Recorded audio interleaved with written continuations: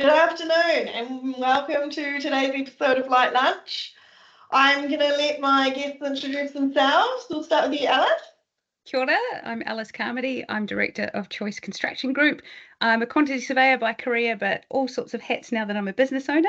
And I'm in Wellington now. I've been here for about 20 years, moving up from Christchurch. I didn't know that about you. Yeah, there you go. And yourself? So I'm Lyall. I'm from B&R Flooring. So we do commercial flooring, carpet tiles, vinyl, ceramics, resin flooring.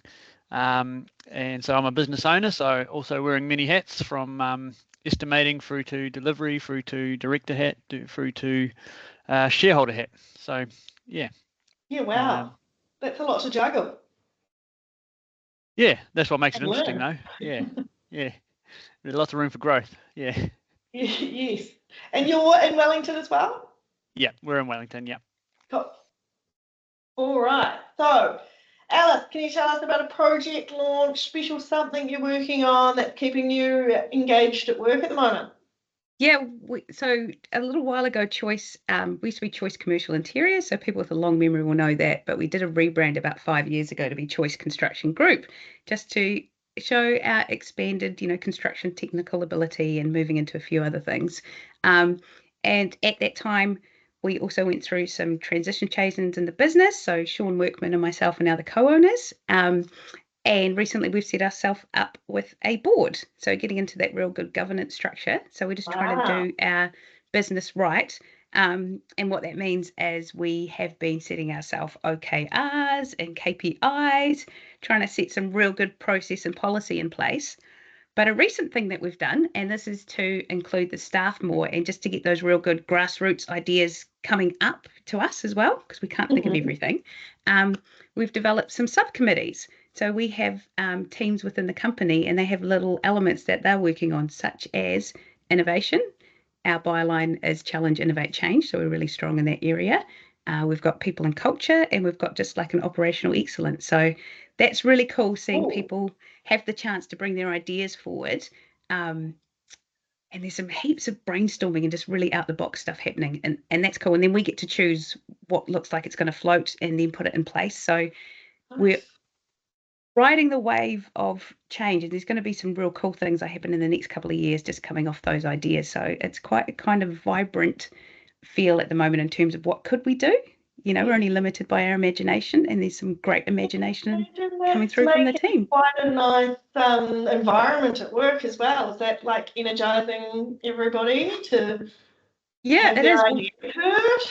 Yes, especially if you've got your own idea and it comes to the fore, and it bubbles up. People have got a bit of pride in that idea, being taken up by everybody else. Very cool. And yeah, trying to work out we are working out how we incorporate AI. So just some simple things like in the meetings and things, using transcribing, or can the AI write the words for us while we're talking, and then we don't have to spend half an hour typing it up, just little easy things like that. I was just saying yesterday that our little note recorder that comes into our meetings is like an absolute lifesaver for me. It just makes you so much more engaged in the meeting as well, because you don't have to think about everything you need to write down. Yes, that's right. Yeah, cool. Yes, go. I'm just taking notes here. So for my business, what AI app are you using for taking notes? Because I needed that today. Well, we use Microsoft 365, so there's a lot of tools and things within that too. So I'll come around and give you a coaching session live. Yeah, that'd be good. We've been using Fathom. Fathom? I'm not sure why. Someone might have just chosen it. Yep. Awesome. Yeah, all right, back on topic. What about you, Lyall? What's something that's going on at work that's exciting? Well, we work for many head contractors, so the last year, with the kind of downturn in the economy, we've really had to work hard to find some new customers because there's less work coming from everybody. And so this year we've had 25% of our income has been from new customers. So that's pretty exciting for us because we're working with new customers and they've not kind of received the same kind of service that they do from us before, and that's been quite exciting to get that feedback and and it's kind of it's very rewarding to hear. Reassuring. Yeah, and reassuring that we're on the right track, doing the right Yeah. things, and like Choice Commercial there, we try to keep creativity as one of our core values at the center of everything we're doing, so that we're always trying to innovate and find new ways to do things and kind of keep on the cutting edge. Because for us, being a finishing trade, people tend to just think, oh yeah, cup it, put in well, off you go home. But it's actually the whole delivery from the moment you meet your customer through to the pricing, the quoting, turn it around quickly, make sure it looks professional, completion photos, and the last kind of 2 years we've really been tying that all together, and the team have been on board, and yeah, it's a pretty exciting for us to see that all come to fruition with new customers, and they've never had that kind of experience before, so it's really exciting. Yeah, Cool. Sounds great. All right. Alice, do you want to tell us about a lesson that you've learned at work that you might want to pass on to others today? I have many. I can run off some of my mantras.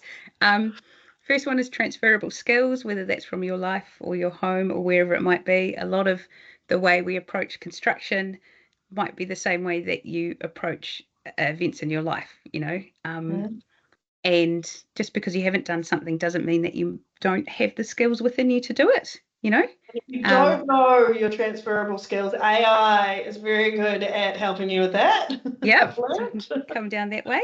A little bit of know your worth, and campaign for yourself as you need to too. That's for people starting out, and some people who probably stay the same for a while, a little bit of change. That's always good to do in there.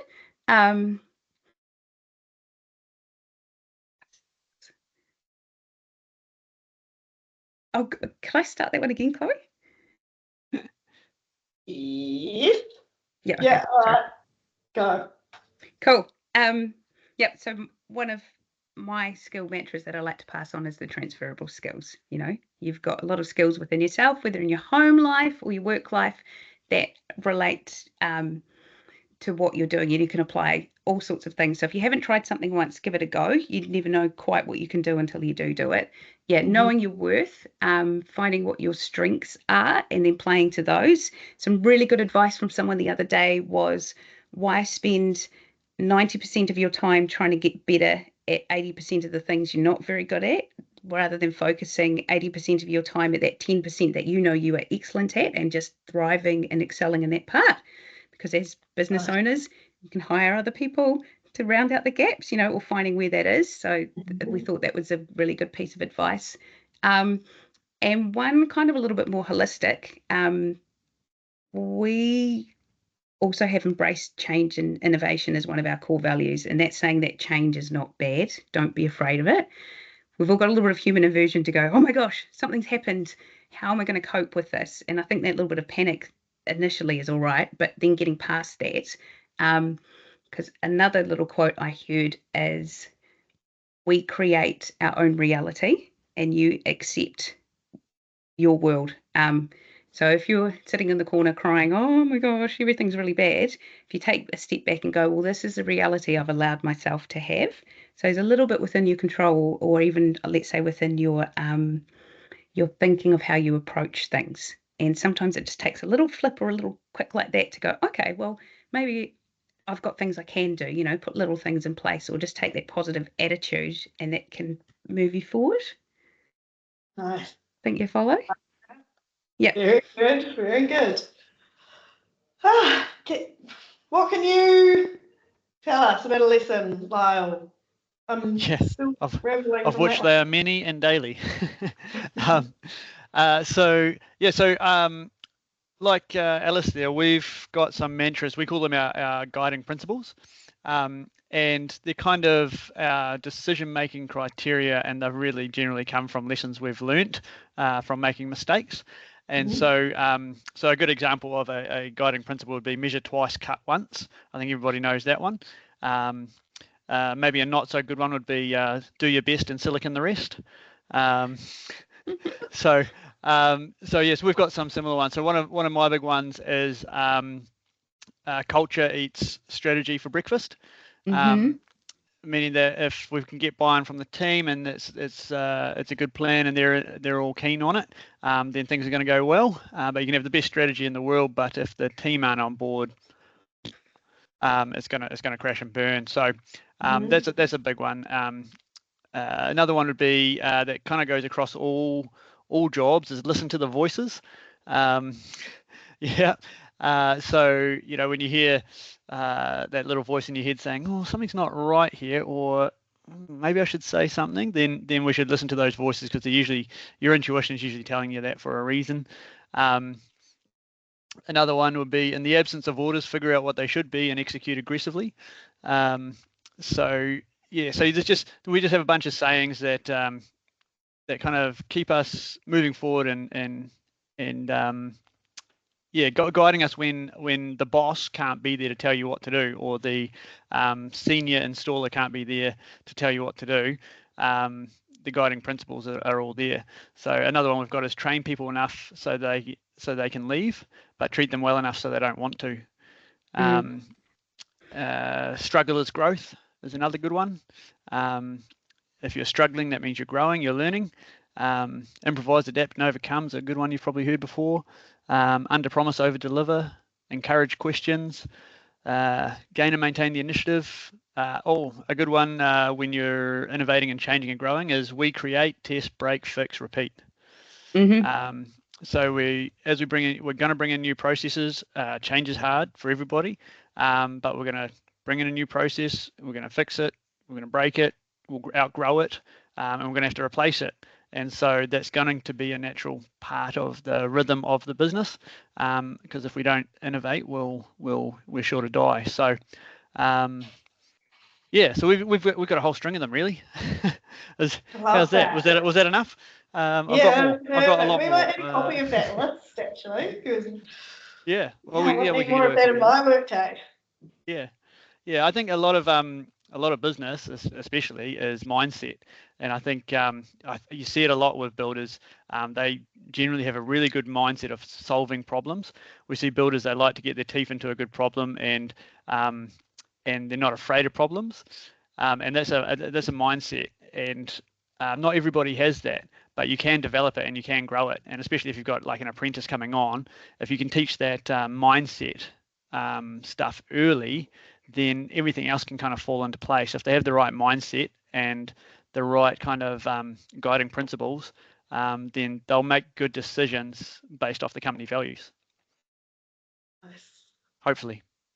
And that's really important, isn't it, Lyall? It's that knowing that purpose and what you're there for, and why do you exist, and then you can bring that forward, just like you've said with everything there. Yeah, and it's exciting to see it when it's working. Sure. All right, moving on to mental health and wellbeing. Is there some things you do for your mental health and wellbeing, Ella? Yes. When you're not busy working, maybe. Yeah, so it is a bit of a balance of that. I'm on a couple of other boards and committees, so making that happen there too. That's also something I've realised, as I like working, I like doing things. I am a mother and I have children that I love, but I also can't be at home with them 100% all the time. I know that I have buckets that need filling in different areas that I need to look into as well. And I'm a bit of a storyteller at heart, so I like anything that has a beginning, middle, and end and is exciting along the way. So I'm quite drawn to theatre and drama and things like that too. So that's probably my other escape, is like the really good comedy show is great. Having a good laugh is really good for your soul and good for yourself. And I think especially when people shine a mirror and put something in context in that kind of way, it's a bit, it just helps, and you see something different. And even at one point, drawing on that, watching a couple of the trashy web shows, let's say, where you go, wow, situational comedy. They can't get out of a situation. It's going from bad to worse to worse to worse. And you're like, oh, well, that makes me feel a bit better, which is a little bit of that negative reinforcement that things are okay, let's say. So that's a good way there too. But yeah, I just, for me, I need to talk to people and get out and hear stories and what's happening. So therefore, that's why I'm a little bit active.